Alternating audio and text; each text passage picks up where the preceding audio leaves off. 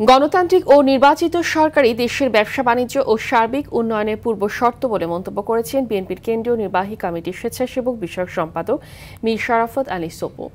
দুপুরে মুন্সিগঞ্জের শ্রীনগর পাটাভোগ ইউনিয়নের কাঠের ব্রিজ উদ্বোধন শেষে সাংবাদিকদের তিনি এসব কথা বলেন। এ সময় সপু বলেন, একটি গণতান্ত্রিক সরকার থাকলে মানুষের সব সমস্যার সমাধান হবে, তাই এখন একটি নির্বাচিত সরকার খুব দ্রুত দরকার। বিএনপি সবসময় জনকল্যাণে কাজ করে এসেছে এবং ভবিষ্যতেও তা অব্যাহত থাকবে।